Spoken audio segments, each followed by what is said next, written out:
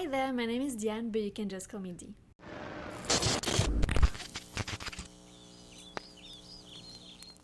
Because my last video was about hyped books that I wanted to read, I thought it would be interesting to look at the hyped books that I don't want to read. If you haven't watched the first video, I will link it down below and up above. Let's get into this video. So the books I consider hyped are the books that are often mentioned on Booktube. They also might be different for you depending on who you subscribe to. As I made the list, I was realizing that it's often like when I say the book that I don't want to read, it's many books by the same author that I don't want to read. The books that I don't want to read, it's not because, you know, they are objectively bad. It's more because, in my opinion, I know I'm not gonna enjoy them. Whereas, you know, I know that many other people do enjoy them, and that's great. It's ultimately what, you know, an opinion is that it differs depending on your experience and how you feel about it. Things. Yeah, so no shade whatsoever, but let's get into it.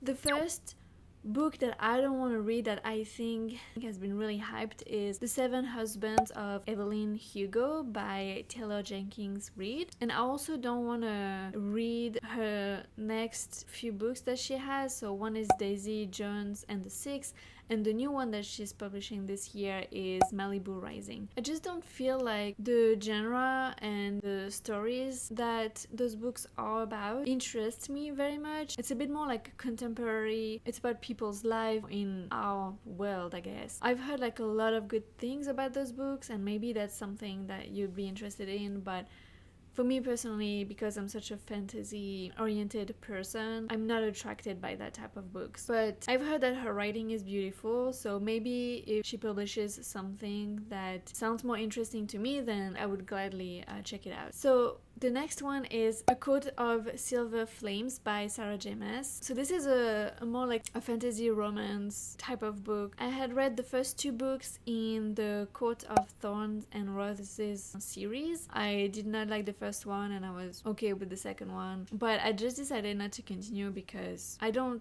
enjoy the writing style, I don't enjoy the plot of those books. And same thing with her Throne of Glass series. I read the two first books and I really disliked the writing style. I really disliked the characters. I know people are saying it gets better, but I just didn't care to continue reading. Her other new series, Crescent City, House of Earth and Blood, it's an urban fantasy. I usually know that I don't really like urban fantasies, so because I already know that I don't mesh with her writing style and her storytelling is just not, I don't vibe with it, so I don't feel like I want to read any of the books that Sarah J. Maas publishes, and that's totally fine. I loved watching people's reaction to her new book, A Coat of Silver Flames, and it's so cool to see people being excited about a book, but I know that if I were to read it, I wouldn't have the same reaction, so I prefer to watch people being happy than to read something that's not gonna make me happy. The next two that I have are kind of related to Sarah J. Maas because I know that they've been compared to her books or to her writing. The Serpent and Dove series by Shelby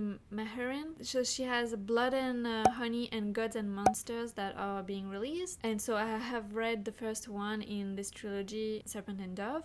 Oh boy.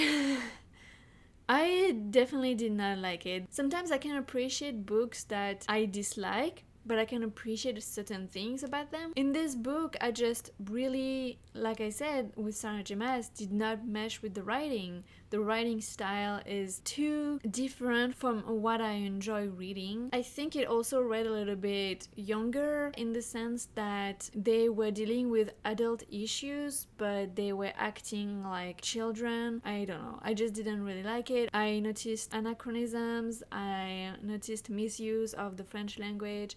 I just didn't like it, so I'm not gonna continue with that for sure. The next one is From Blood and Ash by Jennifer L. Armentrout. I've heard that if you like Sarah J. Maas's books, then you most likely will enjoy this series. So from this perspective, then obviously I better stay away from it.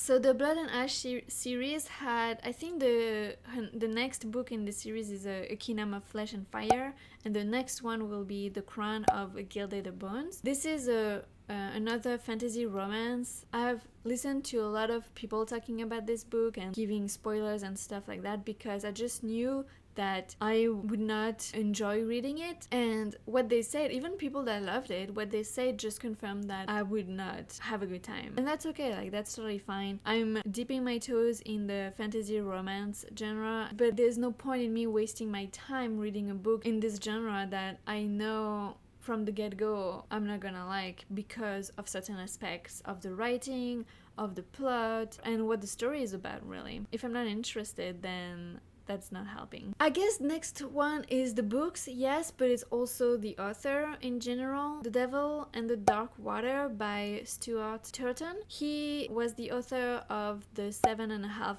Deaths of Evelyn Hardcastle, which I have read, but I have no intention in reading any of his other books. The genre is a little bit of a fantasy sci-fi murder mystery, so in theory it's interesting, but I think I went in that book not knowing about the sci-fi aspect because it might be spoilery, and I hated it. So I definitely don't think this is a type of story that I can enjoy. When you mesh the sci-fi with the fantasy, it gets like a little bit too weird for my liking. But I also have to say that this author in the 7.5 Deaths of Evelyn Hardcastle, we had a whole chapter that just felt like it was fat shaming. It was just so disgusting the way it was written, and it was not challenged, obviously. And so I don't want to make myself read the same author that I already know the things that he might write might be problematic to me. Alright, the next one is The Invisible Life of Adele Leroux by Victoria E. Schwab, or V. Schwab. I feel like this book has been everywhere on Booktube. There's a lot of talk about it. People are loving it. That's all nice, but the story is just not appealing whatsoever to me. This author also is an author that I really want to read because people have been saying like she writes beautifully and that her books are amazing, and I've myself read some of her quotes that I do find like really well worded, and so I definitely want to one day read one of her books. But any of the books that she already has out, like the Shades of Magic series, the Villains series, and the Monsters of Verity series, I'm just not interested in the plot in any of those. I mean, I guess the Shades of Magic maybe, but I don't know, not that much, because it's kind of urban fantasy too. So I definitely want to read a book one day from her, but I just need to find the right book. I know I'm missing out on this author, but it's fine. I know that I need a story to grip me anyway, and so if it's not there, if I'm not interested from the beginning, then it's gonna get difficult to get into the book. So the next one is Empire of the Vampire by Jay Kristoff, and I guess also you could say his Nevernight Chronicle series. I had started reading the first book in that series, but I don't know. I just didn't like it whatsoever. Like, I didn't understand the appeal to this book. So, I mean, maybe it's just me, but I'm not sure I like the writing style. For the Empire of the Vampire book, I was like, yeah, I mean, potentially, like, it's about vampire. I kind of like paranormal, but I don't know. I'm not that interested, and I'm not interested in his writing style from what I've seen. So, yeah, no. No. These are the books, you know. The next one, I guess, is a bit like V. Schwab. It's Middle Game by Shannon Maguire.